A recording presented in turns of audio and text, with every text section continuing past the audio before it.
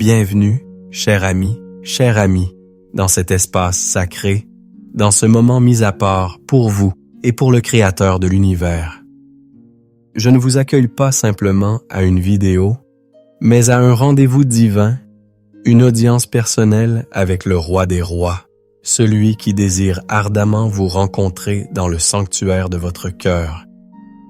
Nous nous rassemblons aujourd'hui sous l'autorité et la promesse infiniment douce d'un verset qui a traversé les siècles comme un baume pour les âmes tourmentées.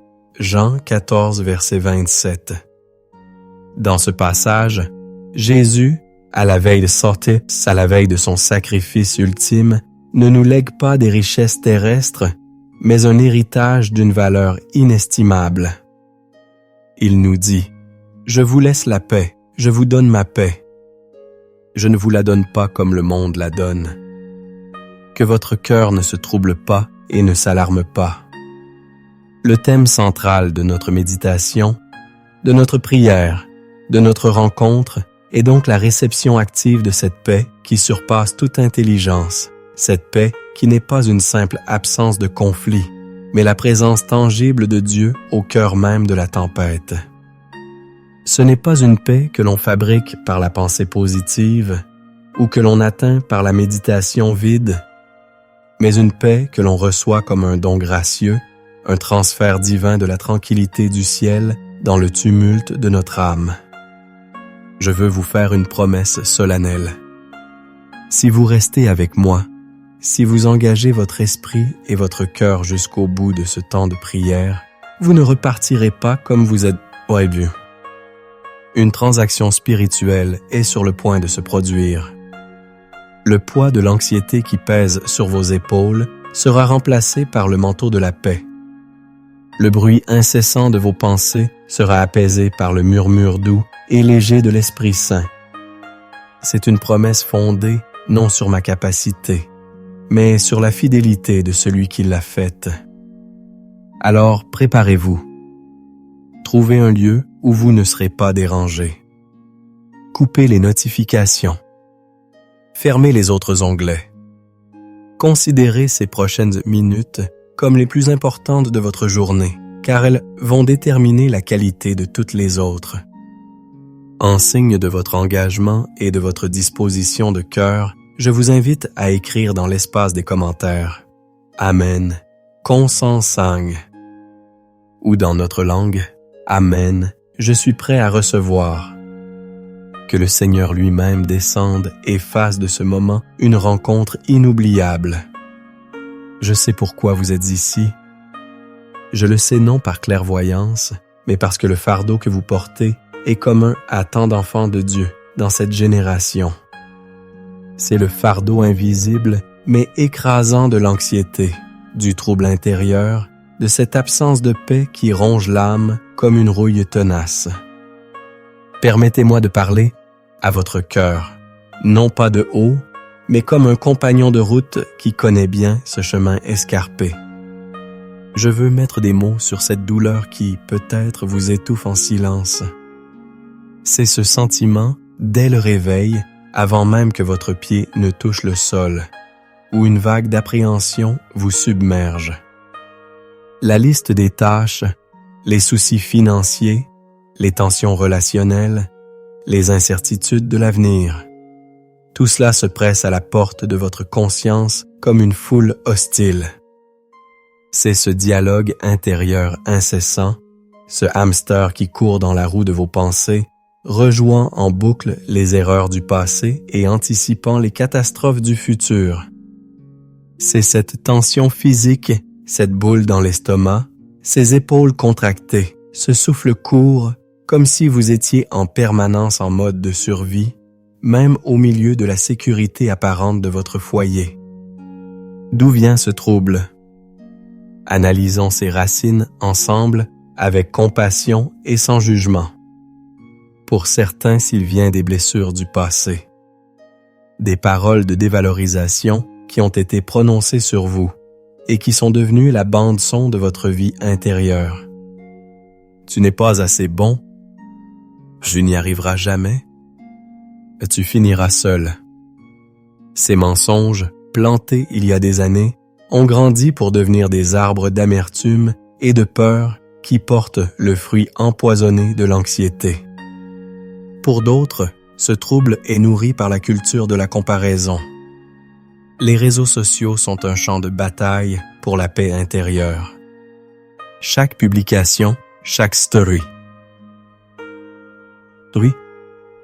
parfaitement mise en scène, est une invitation subtile à comparer votre réalité brute avec la vitrine polie des autres.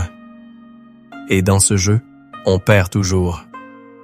On en vient à croire que notre vie est insignifiante, que nos progrès sont dérisoires et que nous sommes en retard, toujours en retard, sur un calendrier imaginaire de réussite et de bonheur. Ce fardeau est lourd, car il vous pousse à courir sans cesse après une validation qui ne rassasie jamais. Il y a aussi l'anxiété qui naît de la responsabilité, le poids de pourvoir aux besoins de votre famille, la pression de performer au travail, la charge de prendre des décisions dont les conséquences semblent monumentales. Vous vous sentez comme Atlas, portant le monde sur vos épaules, et vous craignez à chaque instant de flancher, de tout laisser tomber. Et puis, il y a cette anxiété plus existentielle, cette peur diffuse face à la fragilité de la vie, la maladie, la mort, le chaos d'un monde qui semble avoir perdu sa boussole. Vous regardez les nouvelles et votre cœur se serre. Vous pensez à l'avenir de vos enfants et une angoisse sourde vous étreint. Le psalmiste connaissait ce sentiment. Dans le psaume 42, il s'écrie « Pourquoi t'abattu, mon âme, et gémis-tu au-dedans de moi? Espère en Dieu, car je le louerai encore. Il est mon salut et mon Dieu. » Il parlait à son âme comme à une personne distincte, reconnaissant que ce trouble intérieur n'était pas son identité finale, mais un état passager qui pouvait être confronté à la vérité de Dieu. Le monde offre ses propres remèdes à ce mal. Il vous dit « Distrais-toi ». Fais du shopping. Regarde une série. Bois un verre. Travaille plus. Travaille plus dur. Pars sans vacances. Ce sont des anesthésiques temporaires. Ils peuvent engourdir la douleur pour un temps, mais ils ne peuvent pas guérir la blessure. La paix que le monde offre dépend des circonstances. Si vos comptes sont pleins, si votre santé est bonne, si vos relations sont harmonieuses, alors vous pouvez avoir la paix. Mais dès qu'une de ces colonnes vacille, tout l'édifice s'effondre. C'est une paix fragile, conditionnelle et finalement illusoire. C'est pourquoi Jésus prend soin de préciser « Je ne vous la donne pas comme le monde la donne ». Il propose une alternative radicale. Jésus lui-même nous invite à un échange divin dans Matthieu 11:28. Venez à moi, vous tous qui êtes fatigués et chargés, et je vous donnerai du repos. Il ne dit pas « venez à une formule » ou « venez à une technique de relaxation », mais « venez à moi ». La solution au trouble de votre cœur n'est pas une chose, c'est une personne. C'est la présence de Jésus-Christ par son esprit qui est la source de la paix véritable. Dieu voit. Il voit vos nuits sans sommeil, vos larmes silencieuses, vos sourires de façade qui cachent une âme en tumulte. Et il ne se contente pas de voir. Il agit. Il a déjà pourvu à la solution. Cette solution est contenue dans la promesse que nous allons maintenant explorer en profondeur. Votre douleur a été entendue. Votre cri est monté jusqu'au ciel. Et la réponse est en chemin.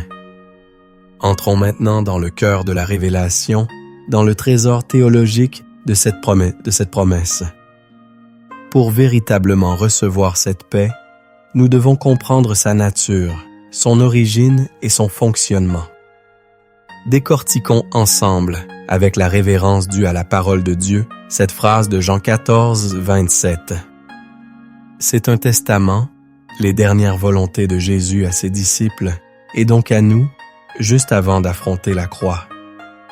Le contexte est crucial. Les disciples sont angoissés. Jésus vient de leur annoncer son départ, la trahison de l'un d'entre eux, le reniement de Pierre. Leur monde est sur le point de s'effondrer. C'est dans ce climat de peur et de confusion extrême qu'il leur fait ce don. Je vous laisse la paix. Le premier verbe est laisser, un grec aphiemi. Ce mot signifie léguer, laisser en héritage, transmettre comme un bien précieux. La paix n'est pas quelque chose que nous devons construire ou mériter. C'est un héritage qui nous a été acquis à la croix. Lorsque Christ a dit « Tout est accompli », il a scellé pour nous l'accès à cette paix. Elle fait partie de notre droit de naissance en tant qu'enfant de Dieu. Pensez-y, vous n'avez pas à lutter pour l'obtenir. Vous avez à apprendre à la réclamer, à entrer dans la jouissance de ce qui vous appartient déjà. Puis il précise « Je vous donne ma paix ». Le pronom possessif « ma » est la clé de tout. Il ne donne pas une paix générique, une simple tranquillité. Il nous donne sa paix, la paix de Jésus. Quelle était la nature de cette paix? C'était la paix d'un homme qui pouvait dormir à l'arrière d'une barque en pleine tempête sur la mer de Galilée, alors que des marins expérimentés craignaient pour leur vie. C'était la paix qui lui permettait de faire face à la foule haineuse, aux accusations mensongères, à la torture romaine, sans une once de panique ou d'amertume.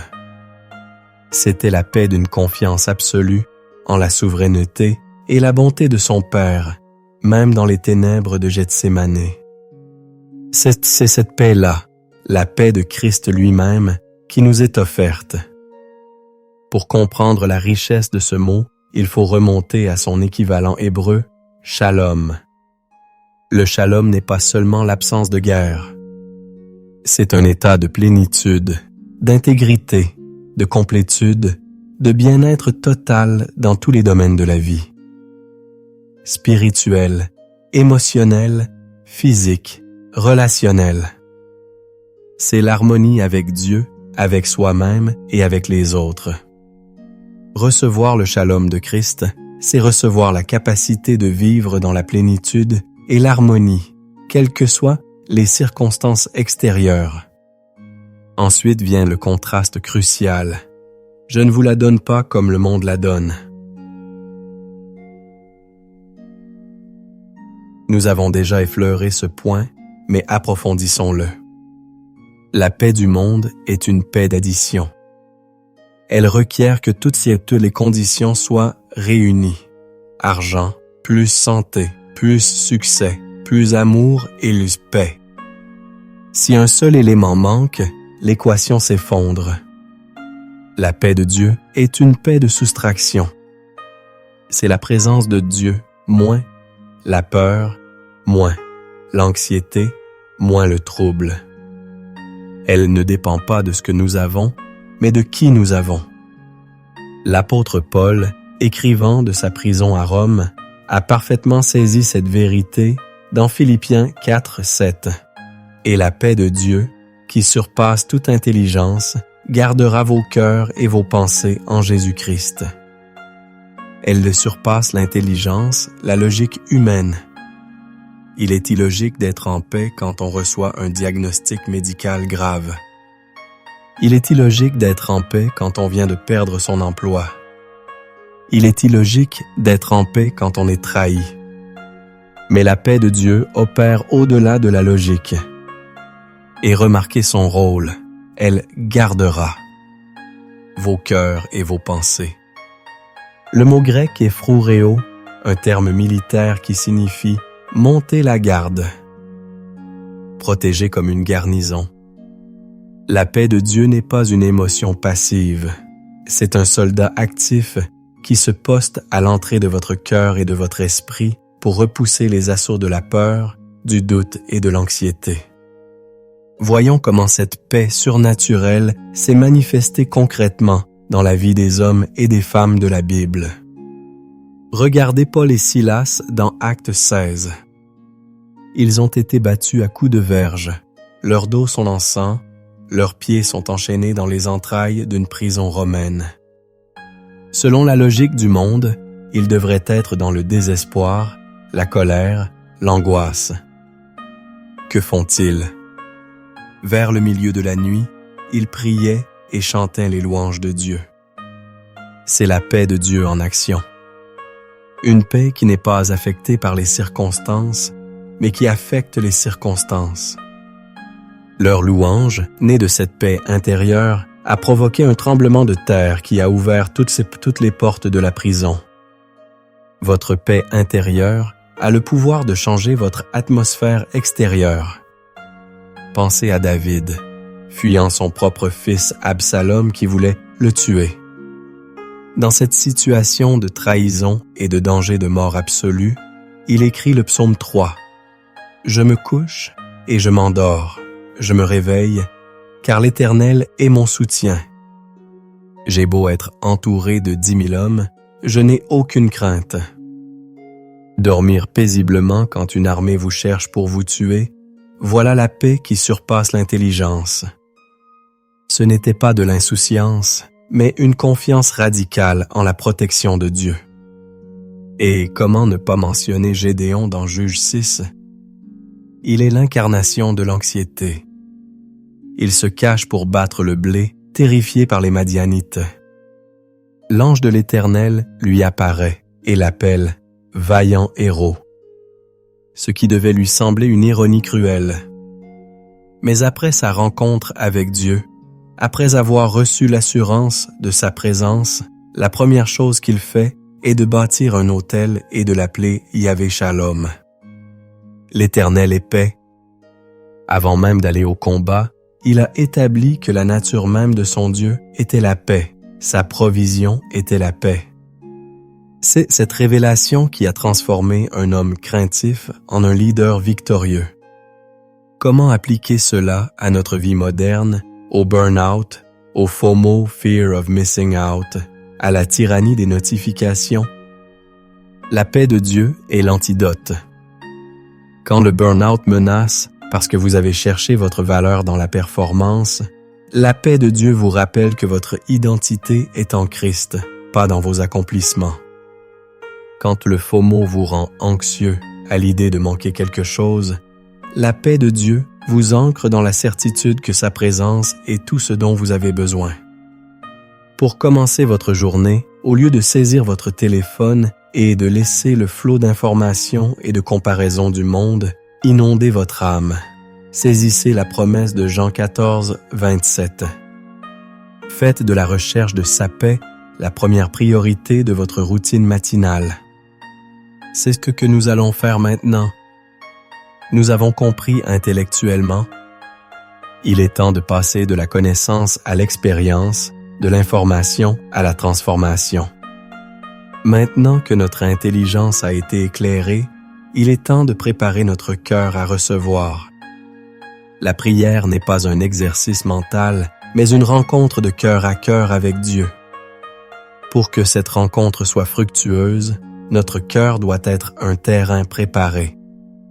Imaginez que votre cœur est un jardin. Vous ne pouvez pas planter la semence précieuse de la paix de Dieu dans un sol rempli de pierres et de mauvaises herbes. Nous devons donc prendre un instant pour défricher ce terrain. La première étape est l'humilité et la repentance. Nous devons reconnaître devant Dieu que nous avons essayé de gérer notre vie par nos propres forces. Nous avons laissé l'anxiété régner. Nous avons écouté les voix de la peur plus que la voix de l'esprit. Confessons-lui notre incrédulité, notre tendance à nous inquiéter plutôt qu'à prier.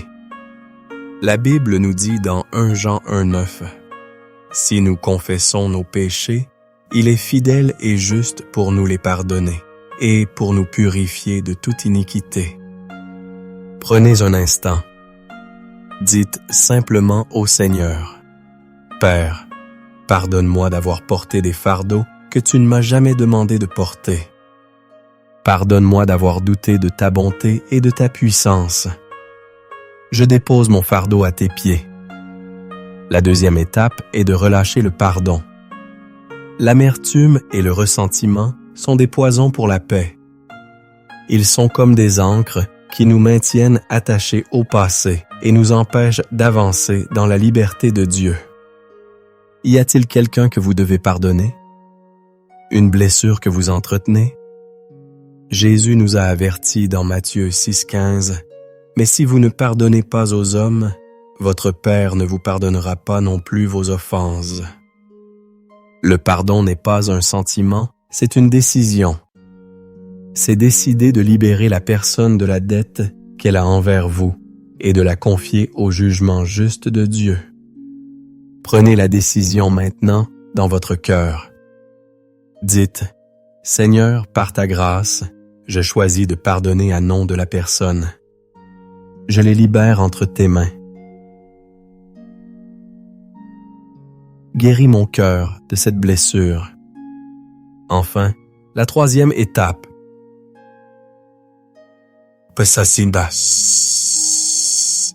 Step est la consécration. C'est un acte de la volonté où nous offrons consciemment notre cœur, nos pensées, nos émotions à Dieu. C'est lui dire, « Seigneur, je ne veux plus être le roi ou la reine de mon propre royaume intérieur. Je te donne les clés.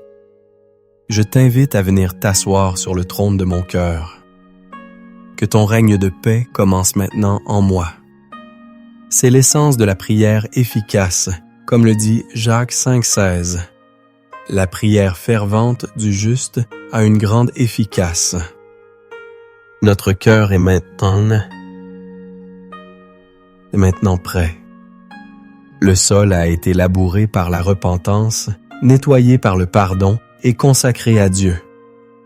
Il est prêt à recevoir la semence incorruptible de sa parole et le déversement de sa paix. Entrons maintenant avec confiance dans le lieu très saint, par le sang de Jésus, pour nous approcher du trône de la grâce et recevoir la paix qu'il a promise. Éternel notre Dieu, Père de toute bonté, nous nous approchons de ton trône, non pas sur la base de nos mérites, mais sur la base du sang précieux de Jésus. Nous venons à toi, tels que nous sommes, avec nos cœurs chargés, nos esprits agités, mais nos âmes assoiffées de ta présence. Nous voulons d'abord prendre ce moment pour te louer et t'adorer pour qui tu es. Tu es Yahvé Shalom, le Dieu de paix. Tu n'as pas simplement la paix, tu es la paix. Tu es le prince de la paix, celui dont le règne est un règne de justice, de joie et de paix dans le Saint-Esprit. Nous te bénissons, toi le Dieu qui calme les tempêtes, qui apaise les flots tumultueux de nos âmes. Tu es notre refuge et notre forteresse, un secours qui ne manque jamais dans la détresse. C'est pourquoi nous sommes sans crainte quand la terre est bouleversée. Nous adorons ta souveraineté, sachant qu'aucune situation ne te prend par surprise, qu'aucun chaos ne peut défaire tes plans. Tu tiens nos vies dans la paume de ta main. Nous te louons pour ta fidélité qui se renouvelle chaque matin. Même lorsque nous sommes infidèles, tu demeures fidèle. Nous te célébrons pour le don de Jésus-Christ, par qui nous avons été réconciliés avec toi et par qui nous avons accès à cette paix qui était autrefois perdue. Merci Père, parce que tu es le Dieu qui voit, le Dieu qui entend et le Dieu qui répond. Ton nom est une tour forte, le juste s'y réfugie et se trouve en sécurité. Aujourd'hui, nous courons vers ton nom et nous nous y abritons. Seigneur Jésus, nous venons maintenant devant toi avec un cœur honnête et transparent. Nous confessons que si souvent, nous vivons comme des orphelins, oubliant que nous avons un Père qui prend soin de nous. Nous confessons le péché de l'inquiétude, qui est une forme d'athéisme pratique agissant comme si tu n'existais pas ou comme si tu n'étais pas capable. Pardonne-nous pour chaque moment où nous avons laissé la peur dicter nos décisions, où nous avons écouté les mensonges de l'ennemi qui murmure le doute et le désespoir. Pardonne-nous pour notre autosuffisance, pour avoir essayé de tout contrôler, de tout planifier, de tout maîtriser, oubliant que c'est toi qui diriges nos pas. Nous déposons à tes pieds le fardeau de l'anxiété matinale, le poids des soucis financiers, la douleur des relations brisées, la peur de l'avenir incertain. Nous te remettons notre besoin de plaire aux autres, notre quête de validation dans le regard des hommes, notre dépendance à la performance. Nous confessons notre impatience, notre frustration, notre colère quand les choses ne vont pas comme nous le voulons. Lave-nous, purifie-nous par ton sang précieux. Crée en nous un cœur pur, ô Dieu, et renouvelle en nous un esprit bien disposé. Nous choisissons de nous décharger sur toi de tous nos soucis, car nous croyons que toi-même, tu prends soin de nous. Maintenant, Père, au nom de Jésus, nous nous approprions par la foi les promesses de ta parole. Nous déclarons que ce que Jésus a dit est la vérité absolue pour nos vies. Je reçois personnellement ton héritage. Je reçois ta paix. Je déclare que ce n'est pas une paix fragile et dépendante des circonstances, mais que c'est ta paix, la paix de Christ, solide, inébranlable, puissante. Je déclare sur ma vie, sur mon cœur et sur mes pensées, que mon cœur ne se trouble pas et ne s'alarme pas. Je prends la décision consciente de rejeter le trouble et la peur. Je choisis de faire confiance à ta bonté. Je proclame que la paix de Dieu, qui surpasse toute mon intelligence, toute ma logique, toute ma compréhension, se lève maintenant comme une garnison, comme un soldat céleste, pour monter la garde à l'entrée de mon cœur et de mes pensées. Je déclare que mon cœur et mes pensées sont gardés en Jésus-Christ. Plus de pensées vagabondes, plus de scénarios catastrophes, plus de dialogues intérieurs destructeurs. Mon esprit est soumis à Christ. Au nom puissant de Jésus-Christ, nous entrons maintenant dans le champ de bataille spirituel. Nous reconnaissons que notre lutte n'est pas contre la chair et le sang, mais contre les dominations, les autorités, les princes de ce monde de ténèbres. Nous prenons l'autorité que tu nous as donnée en Christ. Nous nous levons contre l'esprit de peur, l'esprit d'anxiété, l'esprit d'angoisse, l'esprit de tourment. Nous vous lions et nous vous ordonnons de quitter nos vies maintenant, au nom de Jésus. Nous renversons toutes les forteresses de pensée qui se sont érigées dans nos esprits contre la connaissance de Dieu. Chaque mensonge qui dit « Dieu t'a abandonné ». Tu ne vas pas t'en sortir? Il n'y a pas d'espoir. Nous le démolissons par la puissance de la parole de Dieu. Nous amenons toute pensée captive à l'obéissance de Christ. Nous annulons tout pacte intérieur que nous avons pu faire avec l'anxiété, toute alliance avec la peur. Nous proclamons que toute arme forgée contre nous par l'ennemi pour voler notre paix est nulle et sans effet, selon Ésaïe 54, 17. Nous nous revêtons de toutes les armes de Dieu, la ceinture de la vérité, la cuirasse de la justice, les chaussures du zèle de l'évangile de paix, et par-dessus tout, le bouclier de la foi, avec lequel nous éteignons tous les traits enflammés du malin. Et maintenant, Père céleste, nous te demandons de nous remplir.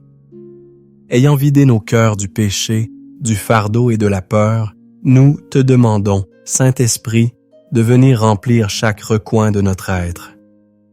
Remplis-nous de ta paix, qui est un fruit de ta présence. Remplis-nous de ton amour qui bannit toute crainte. Remplis-nous de ta joie qui est notre force. Viens, Esprit consolateur, et applique le baume de Galaad sur nos âmes blessées. Restaure ce que les années d'anxiété ont dévoré. Renouvelle notre intelligence, transforme nos schémas de pensée.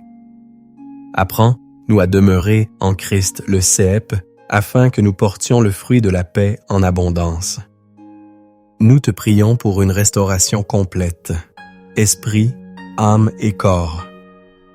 Que ta pêche divine coule dans notre système nerveux, apaisant toute tension. Qu'elle régule notre rythme cardiaque, qu'elle nous accorde un sommeil profond et réparateur. Nous recevons maintenant une transfusion de la paix du ciel dans les veines de notre âme. Au nom de Jésus. Amen. Maintenant, dans le silence qui suit cette prière, ne vous précipitez pas. Restez dans sa présence. C'est un moment sacré d'écoute. Prenez une profonde inspiration et en expirant, relâchez la dernière once de tension. Encore une fois, inspirez sa paix, expirez le souci. Ne parlez pas. N'essayez pas de formuler des pensées. Soyez simplement là, réceptif comme un enfant qui se repose dans les bras de son Père. L'Éternel combat pour vous, et vous, gardez le silence. Qu'est-ce que l'Esprit Saint murmure à votre cœur en ce moment? Peut-être est-ce un mot, confiance. Peut-être une image, celle des lys des champs, qui ne se soucient de rien. Peut-être un sentiment, une chaleur, une légèreté. Accueillez ce qu'il vous donne. N'analysez pas. Recevez. Dieu parle à votre cœur. Il vous assure de son amour inconditionnel. Il vous rappelle qu'il est avec vous tous les jours, jusqu'à la fin du monde. Buvez à cette source de paix. Laissez-la vous imprégner jusqu'au plus profond de votre être. C'est votre héritage. C'est votre réalité en Christ. Maintenant, recevez cette parole prophétique et cette bénédiction que je relâche sur votre vie, non par ma propre autorité, mais par l'autorité du nom de Jésus. Je me tourne vers toi, enfant bien-aimé de Dieu, et je déclare sur ta vie spirituelle que le tumulte de la confusion cesse. Tu entends clairement la voix du bon berger, et tu ne suivras pas la voix de l'étranger. Ta communion avec le Père est restaurée et approfondie. Comme il est écrit dans Jean 10, 27, « Mes brebis entendent ma voix, je les connais, et elles me suivent. » Sur ta santé, je déclare la paix de Dieu qui apporte la guérison. Que chaque cellule de ton corps s'aligne sur la volonté parfaite de Dieu. Que le stress et l'anxiété qui ont causé des maux physiques soient déracinés. Je proclame sur toi la vérité d'Ésaïe 53, 5. C'est par ces meurtrissures que nous sommes guéris. Reçois la guérison et la plénitude divine dans ton corps. Sur tes finances, je brise le pouvoir de l'esprit de manque et de la peur de l'avenir. Je déclare que le ciel est ouvert sur tes finances. Dieu est ton pourvoyeur, Jéhovah Jireh. Il te donne la sagesse pour gérer ce qu'il te confie et ouvre des portes qu'aucun homme ne peut fermer. Selon Deutéronome 28, 12, 13, l'Éternel t'ouvrira son bon trésor, le ciel, pour envoyer à ton pays la pluie en son temps et pour bénir tout le travail de tes mains. Tu prêteras à beaucoup de nations et tu n'emprunteras point. Et tas meeting asubixp. Sur ta famille et tes relations, je déclare une paix qui réconcilie et qui unit. Là où il y avait des conflits, que le baume de la paix apporte la guérison. Là où il y avait de l'inquiétude pour tes proches, que la confiance en la souveraineté de Dieu prenne le dessus. Je déclare sur tes enfants la promesse d'Ésaïe 54, 13. Tous tes fils seront disciples de l'Éternel, et grande sera la prospérité de tes fils. Sur ta destinée et ton appel, je brise toute confusion et toute procrastination née de la peur de l'échec ou du regard des autres. Je déclare que tu marches avec assurance dans le but pour lequel Dieu t'a créé. Tu es son ouvrage, ayant été créé en Jésus-Christ pour de bonnes œuvres, que Dieu a préparées d'avance, afin que nous les pratiquions, comme le dit Éphésiens 2:10. De 10. Sur ta vie quotidienne, je déclare une protection divine surnaturelle. Que la paix de Dieu soit une forteresse autour de toi. Je proclame sur toi le psaume 121:8. L'Éternel gardera ton départ et ton arrivée, dès maintenant et à jamais. Enfin, je déclare que la joie et la paix deviennent les caractéristiques dominantes de ton âme. Que tu sois connu comme un porteur de la paix de Dieu qui influence chaque environnement où tu entres.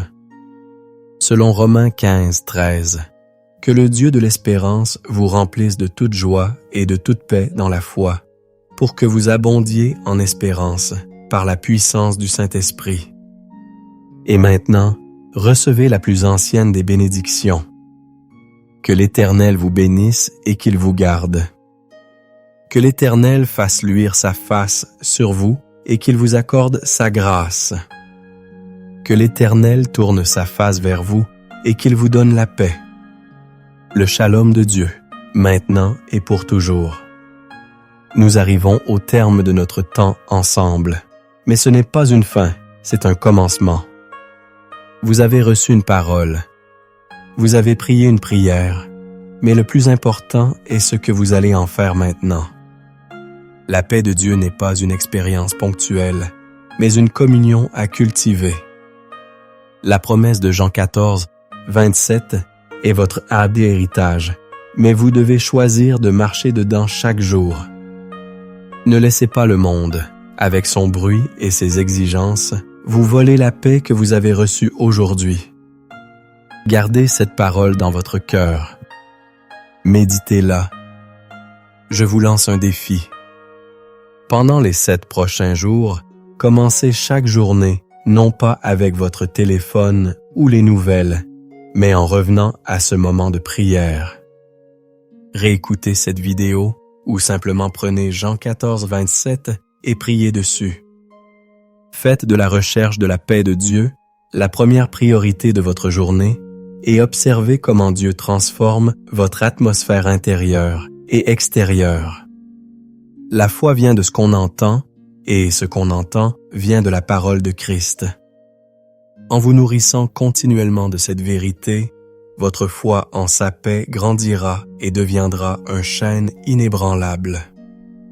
Si cette prière vous a béni, si vous avez ressenti la touche de Dieu, je vous encourage à le faire savoir. Cliquez sur le bouton « J'aime » pour que d'autres personnes qui cherchent la paix puissent trouver cette vidéo plus facilement. Partagez-la avec un ami, un membre de votre famille ou sur vos réseaux sociaux. Vous ne savez jamais qui, dans votre entourage, mène un combat silencieux contre l'anxiété et a désespérément besoin d'entendre ce message. Et si ce n'est pas déjà fait, abonnez-vous à cette chaîne pour ne manquer aucun de nos futurs temps de prière et d'enseignement. Votre soutien nous permet de continuer à produire ce contenu pour la gloire de Dieu. Vous trouverez également dans la description un lien vers une playlist de prières pour vous aider à surmonter la peur et à fortifier votre foi. N'hésitez pas à l'explorer pour continuer votre cheminement. Rappelez-vous, la paix n'est pas l'absence de problèmes, mais la présence de Dieu au milieu des problèmes. Il est avec vous. Il est en vous. Allez maintenant et marchez dans la paix qui surpasse toute intelligence. Que la grâce et la paix de notre Seigneur Jésus-Christ soient avec votre esprit. Amen.